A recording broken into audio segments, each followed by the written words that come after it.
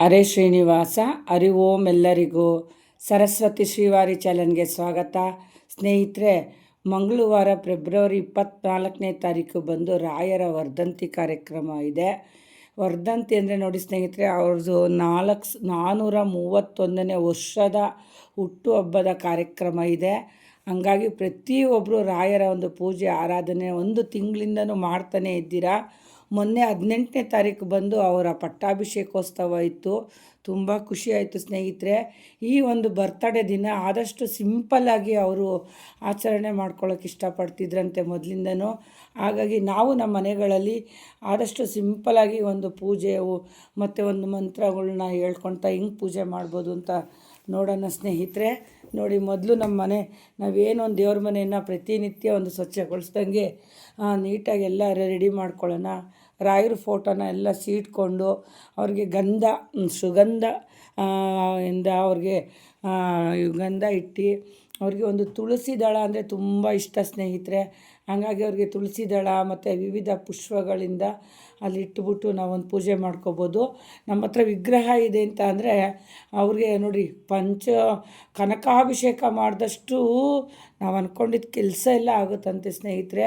ಮುತ್ತು, ರತ್ನ, ಚಿನ್ನ, ಬೆಳ್ಳಿ, ಹಂಗಾಗಿ ವಿವಿಧ ಪುಷ್ಪಗಳಿಂದ ಆ ಸ್ವಾಮಿ ವಿಗ್ರಹಕ್ಕೆ ಹಾಲು ಮೊಸರಿಂದ ಎಲ್ಲ ಅಭಿಷೇಕ ಮಾಡಿ ಆ ನಂತರ ಏನೊಂದು ಮುತ್ತು ರತ್ನ ಹೇಳ್ತೀನಿ ಅದನ್ನೆಲ್ಲ ಅವ್ರ ಪಾದಕೆಗೆ ಅರ್ಪಿಸ್ಬೋದು.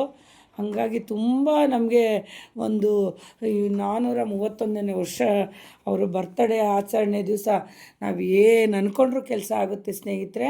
ನಮ್ಮ ಹತ್ರ ವಿಗ್ರಹ ಇಲ್ಲ ಅಂದರೆ ಆದಷ್ಟು ಏನೊಂದು ಫೋಟೋ ಇಟ್ಕೊಂಡಿದ್ರೆ ಆ ಫೋಟೋಗೆ ನೀವು ಒಂದು ಹೂವಿನಿಂದ ಒಂದು ಹಾಲು ಮೊಸರು ಎಲ್ಲ ಒಂಚೂರು ಆ ಸ್ವಾಮಿ ವಿಗ್ರಹಕ್ಕೆ ಒಂದು ಪ್ರೋಕ್ಷಣೆ ಮಾಡಿ ಆನಂತರ ಶುದ್ಧವಾದ ಜಲ ಅದರಿಂದ ಆ ಫೋಟೋನೆಲ್ಲ ಸೀಟಿ ಒಂದು ಅರಿಶಿನ ಕುಂಕುಮ ಇಟ್ಟು ಹೂವಿಂದ ಎಲ್ಲ ಅವ್ರಿಗೆ ಅಲಂಕಾರ ಮಾಡಿ ಆ ನಂತರ ಅವ್ರಿಗೆ ಒಂದು ಪೂಜೆ ಮಾಡ್ಬೋದು. ನೋಡಿ, ಅವ್ರಿಗೆ ಪೂಜೆ ಮಾಡೋಕ್ಕೆ ಅವ್ರಿಗೊಂದು ನಾವು ಬರ್ತಡೇಯ ವಿಶೇಷವಾಗಿ ಅವ್ರಿಗೊಂದು ಮುತ್ತಿನ ಹಾರನ ನಾನು ಹಾಕ್ತಾಯಿದ್ದೀನಿ ಸ್ನೇಹಿತರೆ.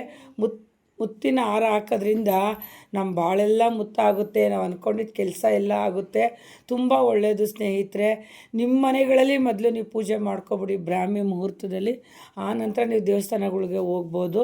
ಒಂದು ನೈವೇದ್ಯ ಅಂತ ಬಂದರೆ ನೋಡಿ ಸ್ನೇಹಿತರೆ, ಒಂದು ಬೆಲ್ಲದಿಂದ ನೀವು ಆರತಿ ಮಾಡಿ ನೈವೇದ್ಯ ನೀವು ಯಥಾಶಕ್ತಿ ಹಣ್ಣುಗಳು ಇಡ್ಬೋದು, ಇಲ್ಲ ಅಂದರೆ ಒಂದು ಅವಲಕ್ಕಿ ಮಾಡಿಡ್ಬೋದು, ಸಜ್ಜಿಗೆ ಮಾಡಿಡ್ಬೋದು. ಏನೂ ಆಗೋದಿಲ್ಲ ಅಂದರೆ ಒಂದು ಸಕ್ಕರೆ ಇಟ್ಬಿಟ್ಟು ಸ್ವಾಮಿ ಹತ್ರ ನೀವು ಪೂಜೆ ಮಾಡಿದ್ರೂ ನಿಮ್ಮ ಇಷ್ಟಾರ್ಥ ಎಲ್ಲ ಈಡೇರುತ್ತೆ. ನೋಡಿ ಸ್ನೇಹಿತರೆ, ನಾನು ಒಂದು ಸಕ್ಕರೆನೇ ನೈವೇದ್ಯಕ್ಕೆ ಇಟ್ಬಿಟ್ಟು ಆ ಸ್ವಾಮಿಗೆ ಒಂದು ಮುತ್ತಿನ ಹಾರನ ಹಾಕಿ ಅವರ ಒಂದು ಹುಟ್ಟಿದ ಹಬ್ಬದ ವಿಶೇಷ ಆಗಿರೋದ್ರಿಂದ ಆ ಸ್ವಾಮಿದೊಂದು ಚಿಕ್ಕದೊಂದು ಫೋಟೋ ಇಟ್ಕೊಂಡಿದ್ದೀನಿ.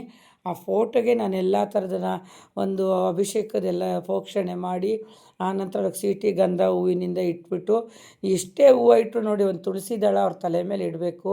ಭಾಳ ಒಂದು ಶ್ರೇಷ್ಠ ಸ್ನೇಹಿತರೆ.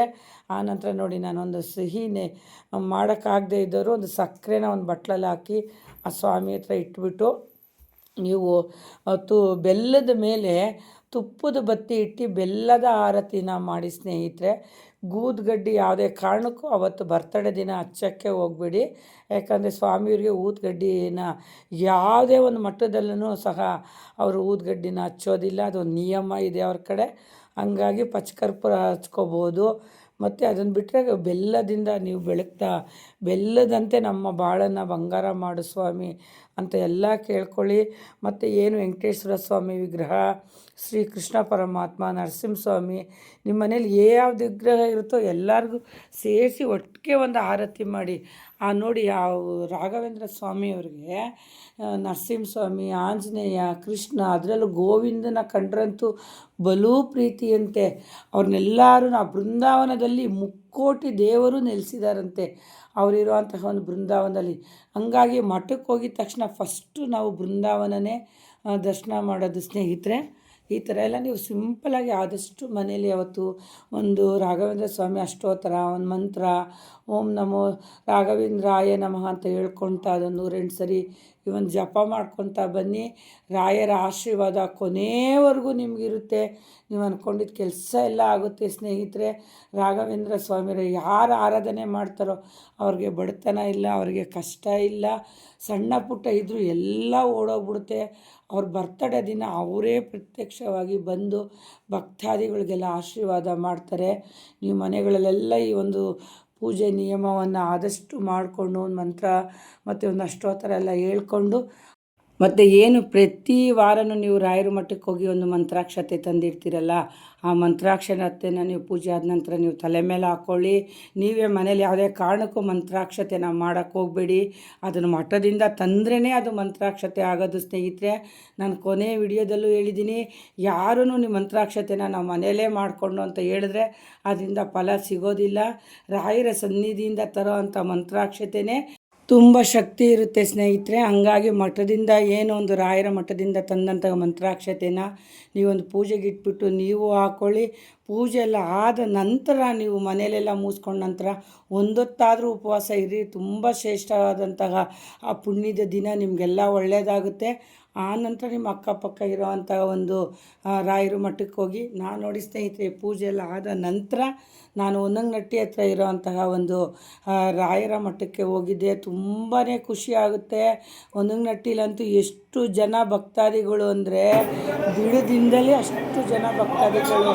ಇನ್ನು ರಾಯರ ವರ್ಧಂತಿ ದಿನ ಏನು ಮಂಗಳವಾರ ಅಂತೂ ಅಲ್ಲಿ ಕಾಲಿಕ್ಕಕ್ಕೆ ಆಗೋದಿಲ್ಲ ಸ್ನೇಹಿತರೆ, ಅಷ್ಟು ಜನ ಇರ್ತಾರೆ. ಆ ರಾಘವೇಂದ್ರ ಸ್ವಾಮಿಯವರ ಒಂದು ದರ್ಶನ ಮಾಡಿಕೊಂಡು ಸುಮಾರು ಜನ ಅಲ್ಲಿ ಒಂದು ಕಾಯಿಗಳನ್ನ ಕಟ್ಕೊಳ್ತಾ ಬರ್ತಾರೆ. ನಾನು ಇದೆಲ್ಲ ಒಂದು ವಿಡಿಯೋ ಮಾಡಿದ್ದೀನಿ ಸ್ನೇಹಿತರೆ. ತಾವರೆಕೆರೆ ಹತ್ರನೇ ಇರೋವಂಥ ಈ ಹೊನ್ನಂಗನಟ್ಟಿಲಿ ಈ ರಾಯರ ಒಂದು ದೇವಸ್ಥಾನ, ಒಂದು ಮಠ ಭಾಳನೇ ಚೆನ್ನಾಗಿದೆ. ಎಲ್ಲರೂ ಹೋಗಿ ಬನ್ನಿ ಅಂತ ಹೇಳ್ತೀನಿ. ಮತ್ತು ಏನು ಫೆಬ್ರವರಿ 24ನೇ ತಾರೀಕು ರಾಯರ ವರ್ಧಂತಿ ದಿನ ರಾಯರು ಮಠದಲ್ಲಿ ನೀವು ನಿಮ್ಮ ಇಷ್ಟಾರ್ಥನ ಒಂದು ಕೇಳ್ಕೊಳ್ಳಿ, ಕೋರಿಕೆನ ಸ್ವಾಮಿ ಮುಂದೆ ಇಡಿ, ಎಲ್ಲರಿಗೂ ಒಳ್ಳೆಯದಾಗುತ್ತೆ. ಹೊನ್ನಂಗನಟ್ಟಿಲಿ ಕಾಯಿ ಕಟ್ಟೋ ಅಂಥವ್ರು ವಿಶೇಷವಾಗಿ ಬರ್ತಡೇ ದಿನವೇ ನೀವು ಕಾಯಿ ಕಟ್ಟಿ ನೋಡಿ, ನಿಮ್ಮ ಕೆಲಸ ಎಲ್ಲ ಎಷ್ಟು ಬೇಗ ಆಗುತ್ತೆ ಅಂತ ಇದ್ರ ಬಗ್ಗೆ ಎಲ್ಲ ನಾನೊಂದು ವಿಡಿಯೋ ಮಾಡಿದ್ದೀನಿ ಸ್ನೇಹಿತರೆ. ಈ ವಿಡಿಯೋ ನಿಮಗೆಲ್ಲ ಇಷ್ಟ ಆಗಿದರೆ ದಯವಿಟ್ಟು ಸಬ್ಸ್ಕ್ರೈಬ್ ಮಾಡಿ, ಲೈಕ್ ಮಾಡಿ, ಶೇರ್ ಮಾಡಿ. ಹರಿ ಓಂ.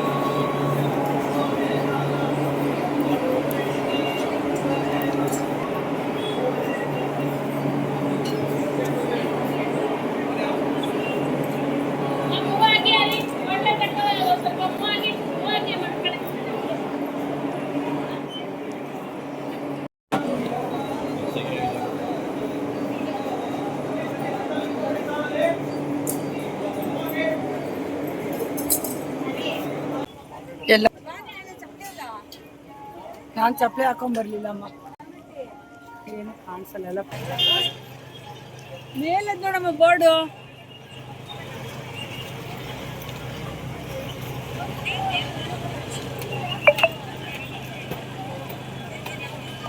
ಅವರಲ್ಲಿ ಹೋಯ್ತಾ ಇದ್ದೀವಿ ಸ್ನೇಹಿತರೆ.